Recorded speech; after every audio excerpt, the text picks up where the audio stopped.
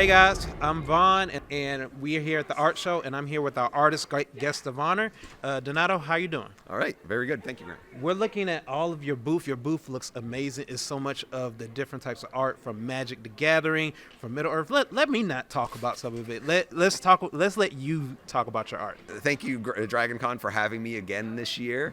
It's a pleasure to share my work. I've been an illustrator for 33 years, working in book covers, games, some Magic the Gathering cards as well, but lots of illustrated book covers and such.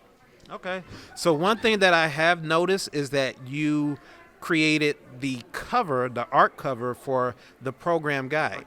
And it looks amazing. Can you give some background information of how your process, inspiration, things like that? Oh, well, to start with, I was an artist guest here 15 years ago, and for that, that program cover, I had originally created a St. George and a Dragon piece. And since you guys invited me back again, I thought, well, let's stick with the theme, but provide a little different take on St. George and a Dragon. So rather than the dragon with the previous cover being kind of the antagonist, I decided to make him the protagonist. So it's, in a way, the dragon is being celebrated, and that's why it's titled In Honor of the Dragon. Wow. So I also I went through your website, through your socials and everything. I see that you also show the process that you take whenever making your art. How long does it usually take from beginning to end to actually complete a piece of art? A typical project was about 3 weeks, so a couple days doing the drawing, the original drawings, and then I do a very detailed rendered, they call it cartoon, which is like a full-size drawing of the final painting, or what I'm going to do with the painting. And then the physical act of just doing the oil painting takes about 2 weeks. Okay. Now, you also work with a whole bunch of different fandoms. Is there one? We're not going to pick one out, but we're not going to say this is the best fandom. Yes. Okay, but which ones do you? Lord of the Rings. Lord of the Rings. Okay. Right. So I'll just jump right. Yeah. There. So, Yeah, would you like there to we talk about your favorite things that you have done for the Middle Earth? Oh, well, what's crazy is that most of my body of work for Middle Earth paintings, for Lord of the Rings, have been fan art. I have received very few commissions as a professional illustrator over the years for doing Middle Earth content, and some of those are very very great milestones for me as a professional. But the majority of it is me just being a fan and loving the books, celebrating the story, celebrating Tolkien's writing. And so for me, that's what's key. I'm not trying to emulate the movies that were out there. I'm trying to tap into, put an integral spin on why I love these books and why other people might like this art. And so that's what I really tap into on those. Okay. I saw you have a lot of Magic the Gathering. That was definitely a big part of your history. Would you like to talk about some of that? Yeah, Magic brought me in to work back in '96 on Mirage, one of my first set there. And over the years, I think over 200 cards I've illustrated for them. And back in the early days, they gave you a lot of creative freedom, and therefore I loved injecting my love of painting hands. So that's another passionate thing. I did notice it. Doing a lot of artifacts. So I became kind of the guy that would do the hands, and that helped establish my reputation with the gamers and the players as well. So yeah, I had a great relationship, traveling, signing cards, and I'm actually getting back into going to more Magic events now, going back and revisiting that connection back to the fans in the community there. Okay. So again, at the beginning, I did say you were our guest of honor for the art show. How does it feel to have that special recognition to basically showcase your lifetime? I'm not going to say lifetime, but your experience of work. Well, it's a great honor. I am not here.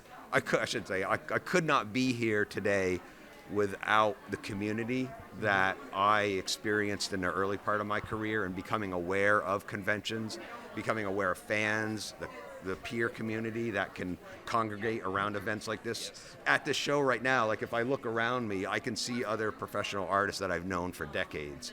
And it's great to see them here, great to see them celebrating, and then also a bunch of new artists right? People I've never seen. I'm walked through the art show just earlier before you guys were for this interview, and I'm just discovering new artists here, and it's great to see all of that celebrated and that community. So I'm so honored again to be here as a representative of kind of the old guard, so to speak. I guess I'm an old guard now, of doing narrative fantasy art, and then hopefully that will inspire a new generation out there. There's going to be young artists walking these floors. Yeah. So that actually gives me a new question I just thought of. You said that you're seeing the next generation come up. So what would be a piece of advice you would give to those new artists that are just starting out, that are trying to get to a level?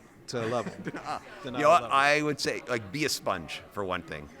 Come in, look around you, look around the show, see what great art is out there, and not be, I guess, oppressed by it. In terms of other people are so successful, but be inspired, because you will get better when you make your art. And then the other factor of being a sponge is then be prolific. Make art, share it, get it out there. So you got to take in ideas and then spit them back out. And I think that's a very critical part of being an artist, is being prolific. And we were talking a little bit off air. You were telling me about one of the drawings that you did for a musical artist. We're showing that on the screen right now. Okay, yeah. So could you tell us a little bit about that piece of art? Yeah, it was for the band Semantics. They're Australian, and the lead singer Colin reached out to me about 2 years ago to see about illustrating a cover for them, because they wanted a nice narrative, almost a D&D, Dungeons and Dragons kind of feel to it.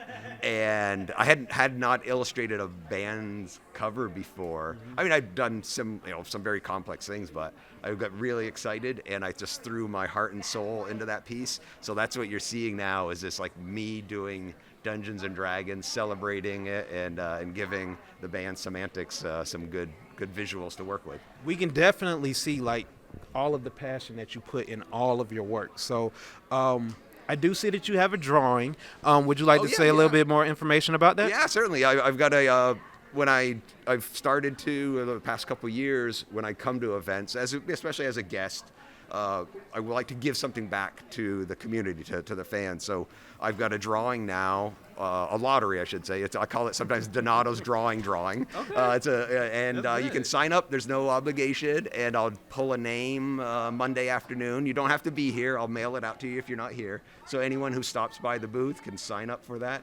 And it's an original dragon drawing that I created just for the convention here.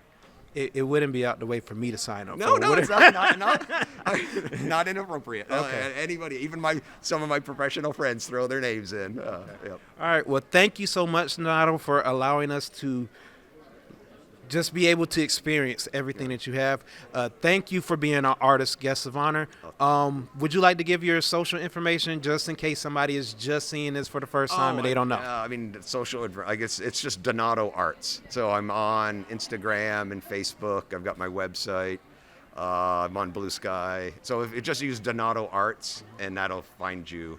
Find my art there. Yeah. So guys, this is very easy to find. As soon as you step into the art show, you are going to see this booth. So make sure you stop by, make sure that you support all of the wonderful art that he has, and make sure that you sign up for the drawing. Signing off from DCTV, I'm Vaughn. Thank you again, Donato. All right, thank you, Vaughn. Pleasure.